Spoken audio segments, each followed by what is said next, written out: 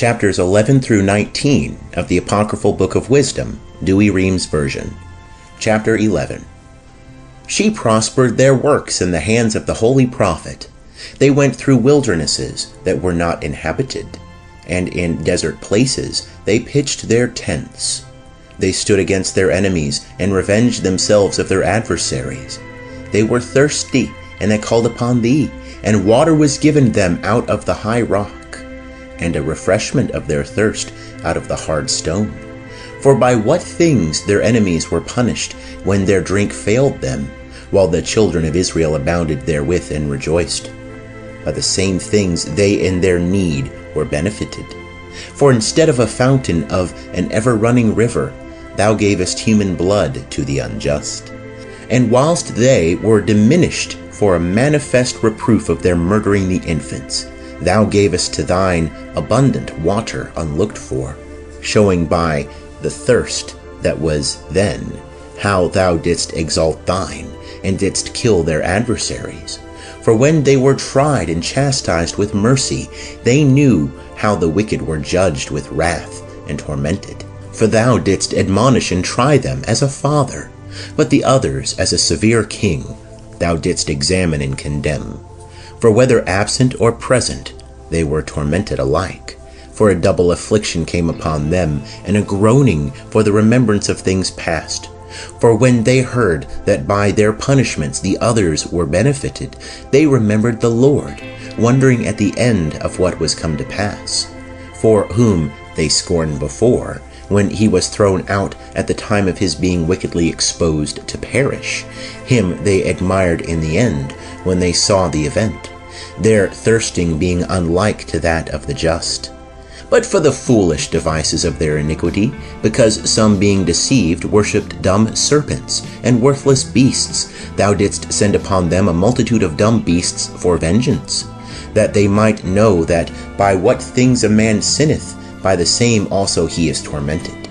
For thy almighty hand, which made the world of matter without form, was not unable to send upon them a multitude of bears, or fierce lions, or unknown beasts of a new kind, full of rage, either breathing out a fiery vapor, or sending forth a stinking smoke, or shooting horrible sparks out of their eyes, whereof not only the hurt might be able to destroy them, but also the very sight might kill them through fear. Yea, and without these they might have been slain with one blast, persecuted by their own deeds, and scattered by the breath of thy power. But thou hast ordered all things in measure, and number, and weight. For great power always belonged to thee alone, and who shall resist the strength of thy arm? For the whole world before thee is as the least grain of the balance, and as a drop of the morning dew that falleth down upon the earth. But thou hast mercy upon all, because thou canst do all things, and overlookest the sins of men for the sake of repentance. For thou lovest all things that are, and hatest none of the things which thou hast made. For thou didst not appoint or make anything, hating it. And how could anything endure if thou wouldst not, or be preserved if not called by thee? But thou sparest all, because they are thine, O Lord, who lovest souls. End of chapter 11. Chapter 12. O how good and sweet is thy spirit, O Lord, in all things, and therefore thou chastisest them that err, by little and little, and admonishest them, and speakest to them concerning the things wherein they offend, that, leaving their wickedness, they may believe in thee, O Lord. For those ancient inhabitants of thy holy land, whom thou didst abhor, because they did works hateful to thee by their sorceries and wicked sacrifices, and those merciless murderers of their own children, and eaters of men's bowels, and devourers of blood from the midst of thy consecration, and those parents sacrificing with their own hands helpless souls, it was thy will to destroy by the hands of our parents, that the land which of all is most dear to thee might receive a worthy colony of the children of God. Yet even those thou sparest as men, and didst send wasps for runners of thy host to destroy them by little and little. Not that thou wast unable to bring the wicked under the just by war, or by cruel beasts, or with one rough word to destroy them at once, but, executing thy judgments by degrees, thou gavest them place of repentance, not being ignorant that they were a wicked generation, and their malice natural, and that their thought could never be changed. For it was a cursed seed from the beginning, neither didst thou, for fear of anyone, give pardon to their sins. For who shall say to thee, what hast thou done? Or who shall withstand thy judgment? Or who shall come before thee to be a revenger of wicked men? Or who shall accuse thee if the nations perish, which thou hast made? For there is no other God but thou, who hast care of all, that thou shouldest show that thou dost not give judgment unjustly. Neither shall king nor tyrant in thy sight inquire about them whom thou hast destroyed. For so much then as thou art just, thou orderest all things justly, thinking it not agreeable to the power to condemn him who deserveth not to be punished. For thy power is the beginning of justice, and because thou art Lord of all, thou makest thyself gracious to all. For thou showest thy power, when men will not believe thee to be absolute in power, and thou convincest the boldness of them that know thee not. But thou, being master of power, judgest with tranquillity, and with great favor disposest of us, for thy power is at hand when thou wilt. But thou hast taught thy people by such works that they must be just and humane, and hast made thy children to be of a good hope, because in judging thou givest place for repentance for sins. For if thou didst punish the enemies of thy servants, and that deserved to die, with so great deliberation, giving them time and place whereby they might be changed from their wickedness, with what circumspection hast thou judged thy own children, to whose parents thou hast sworn and made covenants of good promises? Therefore, whereas thou chastisest us, thou scourgest our enemies very many ways, to the end that when we judge, we may think on thy goodness, and when we are judged, we may hope for thy mercy. Wherefore thou hast also greatly tormented them, who in their life have lived foolishly and unjustly by the same things which they worshipped. For they went astray for a long time in the ways of error, holding those things for gods which are the most worthless among beasts, living after the manner of children without understanding. Therefore thou hast sent a judgment upon them, as senseless children, to mock them. But they that were not amended by mockeries and reprehensions experienced the worthy judgment of God, foreseeing with indignation that they suffered by those very things which they took for gods when they were destroyed by the same. They acknowledged him, the true God, whom in time past they denied that they knew, for which cause the end also of their condemnation came upon them. End of chapter 12. Chapter 13. But all men are vain, in whom there is not the knowledge of God, and who by these good things that are seen could not understand him that is, neither by attending to the works have acknowledged who was the workman, but have imagined either the fire, or the wind, or the swift air, or the circle of the stars, or the great water, or the sun and moon, to be the gods that rule the world, with whose beauty, if they, being delighted, took them to be gods, let them know how much the Lord of them is more beautiful than they, for the first author of beauty made all those things. Or if they admired their power and their effects, let them understand by them that he that made them is mightier than they. For by the greatness of the beauty and of the creature, the creator of them may be seen, so as to be known thereby. But yet as to these they are less to be blamed, for they perhaps err, seeking God and desirous to find him. For being conversant among his works, they search, and they are persuaded that the things are good which are seen. But then again, they are not to be pardoned.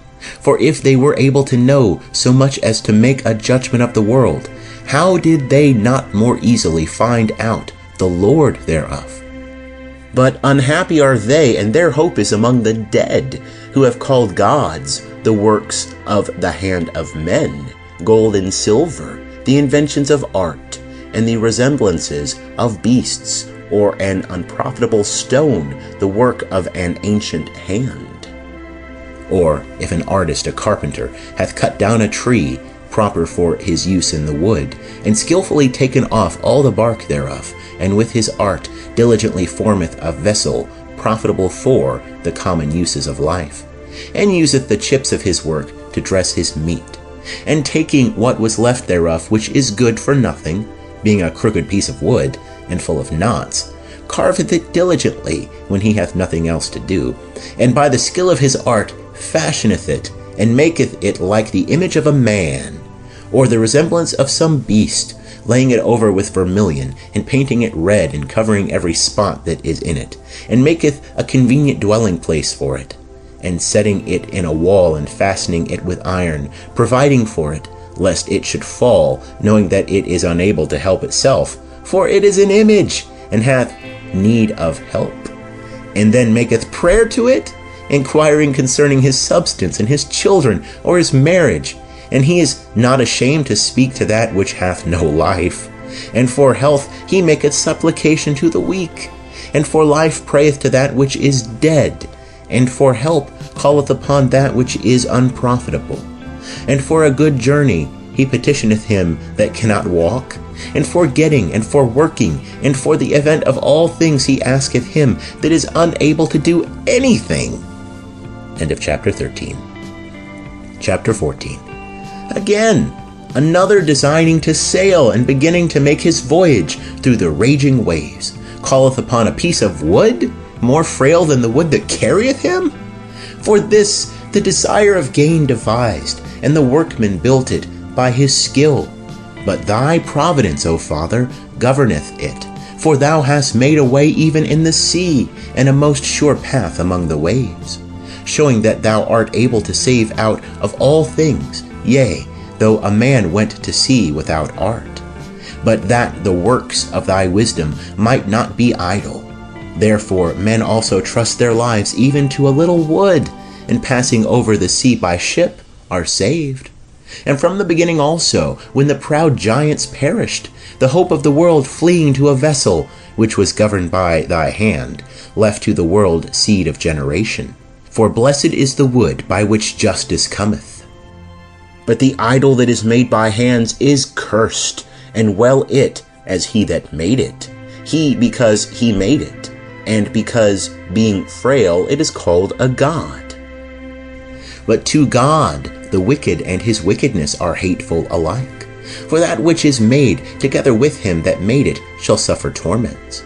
Therefore there shall be no respect had even to the idols of the Gentiles, because the creatures of God are turned to an abomination, and a temptation to the souls of men, and a snare to the feet of the unwise. For the beginning of fornication is the devising of idols, and the invention of them is the corruption of life. For neither were they from the beginning, neither shall they be forever. For by the vanity of men they came into the world, and therefore they shall be found to come shortly to an end. For a father being afflicted with bitter grief made to himself the image of his son, who was quickly taken away. And him who then had died as a man, he began now to worship as a god, and appointed him rites and sacrifices among his servants. Then in process of time, wicked custom prevailing, this error was kept as a law, and statues were worshipped by the commandment of tyrants. And those whom men could not honor in presence, because they dwelt far off, they brought their resemblance from afar, and made an express image of the king, whom they had a mind to honor, that by this their diligence they might honor as present him that was absent. And to the worshipping of these, the singular diligence also of the artificer helped to set forward the ignorant. For he, being willing to please him that employed him, labored with all his art to make the resemblance in the best manner. And the multitude of men, carried away by the beauty of the work, took him now for a god, that little before was but honored as a man. And this was the occasion of deceiving human life, for men serving either their affection or their kings gave the incommunicable name to stones and wood, And it was not enough for them to err about the knowledge of God, but whereas they lived in a great war of ignorance, they call so many and so great evils peace. For either they sacrifice their own children, or use hidden sacrifices, or keep watches full of madness, so that now they neither keep life nor marriage undefiled, but one killeth another through envy, or grieveth him by adultery. And all things are mingled together, blood, murder, theft, and dissimulation, corruption and unfaithfulness, tumults and perjury, disquieting of the good, forgetfulness of God, defiling of souls, changing of nature, disorder in marriage, and the irregularity of adultery and uncleanness. For the worship of abominable idols is the cause, and the beginning and end of all evil. For either they are mad when they are merry, or they prophesy lies, or they live unjustly, or easily forswear themselves. For whilst they trust in idols which are without life, though they swear amiss, they look not to be hurt. But for both these things they shall be justly punished, because they have thought not well of God, giving heed to idols, and have sworn unjustly in guile, despising justice. For it is not the power of them by whom they swear, but the just vengeance of sinners always punisheth the transgression of the unjust. End of chapter 14. Chapter 15. But thou, our God, art gracious and true, patient in ordering all things in mercy. For if we sin, we are thine, knowing thy greatness. And if we sin not, we know that we are counted with thee. For to know thee is perfect justice, and to know thy justice and thy power is the root of immortality. For the invention of mischievous men hath not deceived us, nor the shadow of a picture, a fruitless labor, a graven figure with diverse colors, the sight whereof enticeth the fool to lust after it, and he loveth the lifeless figure of a dead image. The lovers of evil things deserve to have no better things to trust in, both they that make them, and they that love them, and they that worship them. The potter also tempering soft earth with labor fashioneth every vessel for our service. And of the same clay he maketh both vessels that are for clean uses, and likewise such as serve to the contrary. But what is the use of these vessels? The potter is the judge. And of the same clay, by a vain labor, he maketh a god. He who a little before was made of earth himself, and a little after returneth to the same out of which he was taken, when his life, which was lent him, shall be called for again. But his care is not that he shall labor, nor that his life is short, but he striveth with the goldsmiths and silversmiths, and he endeavoureth to do like the workers in brass, and counteth it a glory to make vain things. For his heart is ashes, and his hope vain earth, and his life more base than clay. Forasmuch as he knew not his Maker, and him that inspired unto him the soul that worketh, and that breathed into him a living spirit. Yea, and they have counted our life a pastime, and the business of life to be gain, and that we must be getting every way, even out of evil. For that man knoweth that he offendeth above all others, who of earthly matter maketh brittle vessels, and graven gods. But all the enemies of thy people that hold them in subjection are foolish, and unhappy, and proud beyond measure, for they have esteemed all the idols of the heathens for gods, which neither have the use of eyes to see, nor noses to draw breath, nor ears to hear, nor fingers of hands to handle, and as for their feet, they are slow to walk. For man made them, and he that borroweth his own breath fashioned them. For no man can make a god like to himself. For being mortal himself, he formeth a dead thing with his wicked hands. For he is better than they whom he worshippeth, because he indeed hath lived, though he were mortal, but they never. Moreover, they worship also the vilest creatures, but things without sense compared to these are worse than they. Yea, neither by sight can any man see good of these beasts, but they have fled from the praise of God, and from his blessing. End of chapter 15. Chapter 16. For these things, and by the like things to these, they were worthily punished, and were destroyed by a multitude of beasts. Instead of which punishment, dealing well with thy people, thou gavest them their desire of delicious food, of a new taste, preparing for them quails for their meat, to the end that they, indeed desiring food, by means of those things that were shown and sent among them, might loathe even that which was necessary to satisfy their desire. But these, after suffering want for a short time, tasted a new meat. For it was requisite that inevitable destruction should come upon them that exercise tyranny, but to these it should only be shown how their enemies were destroyed. For when the fierce rage of beasts came upon these, they were destroyed by the bitings of crooked serpents. But thy wrath endured not forever, but they were troubled for a short time for their correction, having a sign of salvation, to put them in remembrance of the commandment of thy law.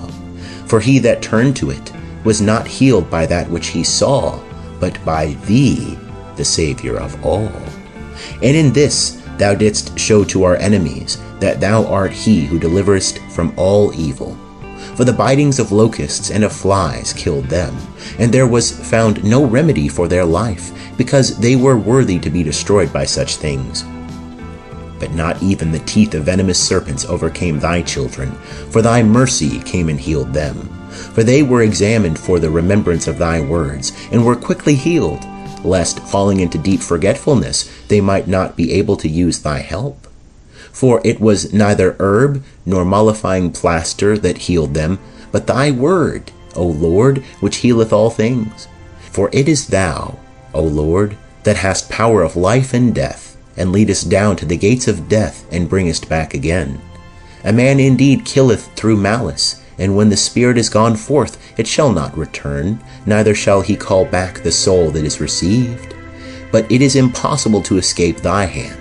For the wicked that denied to know thee were scourged by the strength of thy arm, being persecuted by strange waters, and hail and rain, and consumed by fire, and which was wonderful, in water which extinguisheth all things, the fire had more force, for the world fighteth for the just. For at one time the fire was mitigated, that the beasts which were sent against the wicked might not be burnt, but that they might see and perceive that they were persecuted by the judgment of God. And at another time the fire, above its own power, burnt in the midst of water, to destroy the fruits of a wicked land. Instead of which things thou didst feed thy people with the food of angels, and gavest them bread from heaven, prepared without labor, having in it all that is delicious, and the sweetness of every taste. For thy sustenance showed thy sweetness to thy children, and serving every man's will, it was turned to what every man liked. But snow and ice endured the force of fire, and melted not, that they might know that the fire, burning in the hail, and flashing in the rain, destroyed the fruits of the enemies. But this same again, that the just might be nourished, did even forget its own strength. For the creature serving thee, the Creator, is made fierce against the unjust for their punishment, and abateth its strength for the benefit of them that trust in thee. Therefore, even then it was transformed into all things, and was obedient to thy grace, that nourisheth all according to the will of them that desired it of thee. That thy children, O Lord, whom thou lovest, might know that it is not the growing of fruits that nourisheth men, but thy word preserveth them that believe in thee. For that which could not be destroyed by fire, being warmed with a little sunbeam, presently melted away, that it might be known to all that we ought to prevent the sun to bless thee, and adore thee at the dawning of the light. For the hope of the unthankful shall melt away as the winter's ice, and shall run off as unprofitable water. End of chapter 16. Chapter 17. For thy judgments, O Lord, are great, and thy words cannot be expressed. Therefore undisciplined souls have erred. For while the wicked thought to be able to have dominion over the holy nation, they themselves being fettered with the bonds of darkness, and a long night, shut up in their houses, lay there exiled from the eternal providence. And while they thought to lie hid in their obscure sins, they were scattered under a dark veil of forgetfulness, being horribly afraid and troubled with exceeding great astonishment. For neither did the den that held them keep them from fear, for noises coming down troubled them, and sad visions appearing to them affrighted them.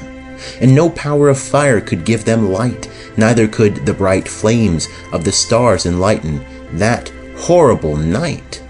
But there appeared to them a sudden fire, very dreadful, and being struck with the fear of that face which was not seen, they thought the things which they saw to be worse, and the delusions of their magic art were put down, and their boasting of wisdom was reproachfully rebuked.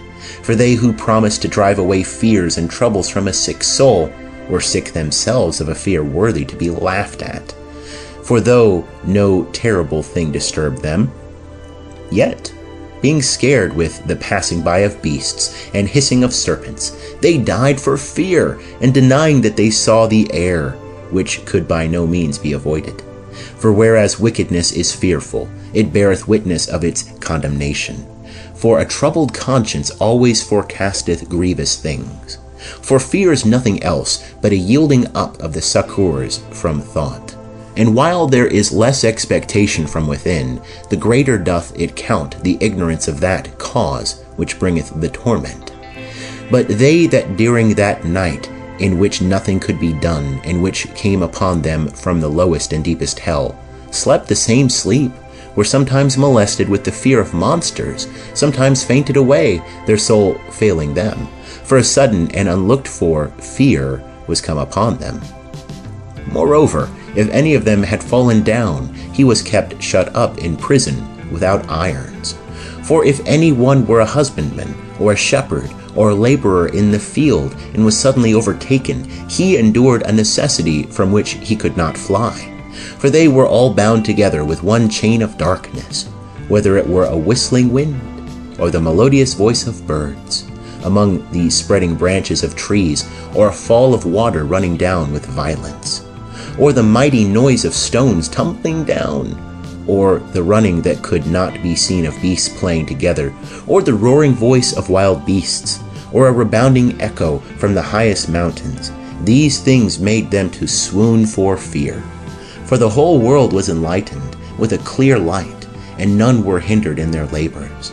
But over them only was spread a heavy night, an image of that darkness which was to come upon them.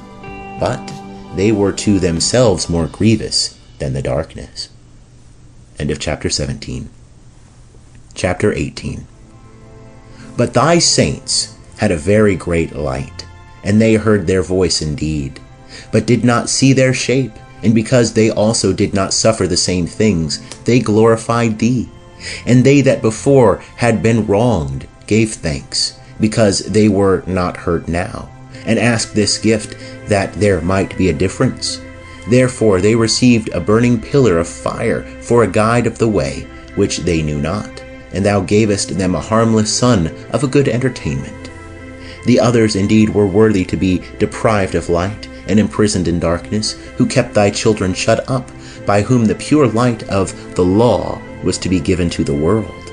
And whereas they thought to kill the babes of the just, one child being cast forth and saved to reprove them, thou tookest away a multitude of their children, and destroyest them altogether in a mighty water. For that night was known before by our fathers, that assuredly knowing what oaths they had trusted to, they might be of better courage. So thy people received the salvation of the just, and destruction of the unjust. For as thou didst punish the adversaries, so thou didst also encourage and glorify us. For the just children of good men were offering sacrifice secretly, and they unanimously ordered a law of justice, that the just should receive both good and evil alike, singing now the praises of the fathers. But on the other side there sounded an ill, according cry of the enemies, and a lamentable mourning was heard for the children that were bewailed. And the servant suffered the same punishment as the master, and a common man suffered in like manner as the king. So all alike had innumerable dead, with one kind of death. Neither were the living sufficient to bury them, for in one moment the noblest offspring of them was destroyed. For whereas they would not believe anything before by reason of the enchantments, then first upon the destruction of the firstborn they acknowledged the people to be of God. For while all things were in quiet silence, and the night was in the midst of her course, thy almighty word leaped down from heaven from thy royal throne as a fierce conqueror into the midst of the land of destruction, with a sharp sword carrying thy unfeigned commandment. And he stood and filled all things with death, and standing on the earth reached even to heaven. Then suddenly visions of evil dreams troubled them, and fears unlooked for came upon them. And one thrown here, another there, half dead, showed the cause of his death. For the visions that troubled them foreshowed these things, lest they should perish, and not know why they suffered these evils. But the just also were afterwards touched by an assault of death, and there was a disturbance of the multitude in the wilderness. But thy wrath did not long continue, for a blameless man made haste to pray for the people, bringing forth the shield of his ministry, prayer, and by incense, making supplication, withstood the wrath, and put an end to the calamity, showing that he was thy servant. And he overcame the disturbance, not by strength of body, nor with force of arms, but with a word. He subdued him that punished them, alleging the oath and covenant made with the fathers. For when they were now fallen down dead by heaps one upon another, he stood between, and stayed the assault, and cut off the way to the living. For in the priestly robe which he wore was the whole world, and in the 4 rows of the stones the glory of the fathers was graven, and thy majesty was written upon the diadem of his head. And to these the destroyer gave place, and was afraid of them, for the proof only of wrath was enough. End of chapter 18. Chapter 19. But as to the wicked, even to the end there came upon them wrath without mercy. For he knew before also what they would do. For when they had given them leave to depart, and had sent them away with great care, they repented and pursued after them. For whilst they were yet mourning and lamenting at the graves of the dead, they took up another foolish device, and pursued them as fugitives whom they had pressed to be gone. For necessity, of which they were worthy, brought them to this end, and they lost the remembrance of those things which had happened, that their punishment might fill up what was wanting to their torments, and that thy people might wonderfully pass through, but they might find a new death.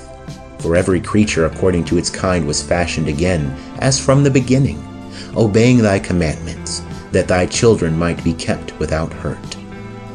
For a cloud overshadowed their camps, and where water was before, dry land appeared, and in the Red Sea a way without hindrance, and out of the great deep a springing field, through which all the nation passed, which was protected with thy hand, seeing thy miracles and wonders. For they fed on their food like horses, and they skipped like lambs, praising thee, O Lord, who hadst delivered them. For they were yet mindful of those things which had been done in the time of their sojourning, how the ground brought forth flies instead of cattle, and how the river cast up a multitude of frogs instead of fishes. And at length they saw a new generation of birds, when being led by their appetite, they asked for delicate meats. For to satisfy their desire, the quail came up to them from the sea, and punishments came upon the sinners, not without foregoing signs by the force of thunders. For they suffered justly according to their own wickedness. For they exercised a more detestable inhospitality than any. Others indeed received not strangers unknown to them, but these brought their guests into bondage that had deserved well of them. And not only so, but in another respect also they were worse, for the others against their will received the strangers. But these grievously afflicted them whom they had received with joy, and who lived under the same laws. But they were struck with blindness, as those others were at the doors of the just man, when they were covered with sudden darkness, and everyone sought the passage of his own door. For while the elements are changed in themselves, as in an instrument, the sound of the quality is changed, yet all keep their sound, which may clearly be perceived by the very sight. For the things of the land were turned in things of the water, and the things that before swam in the water passed upon the land. The fire had power in water above its own virtue, and the water forgot its quenching nature.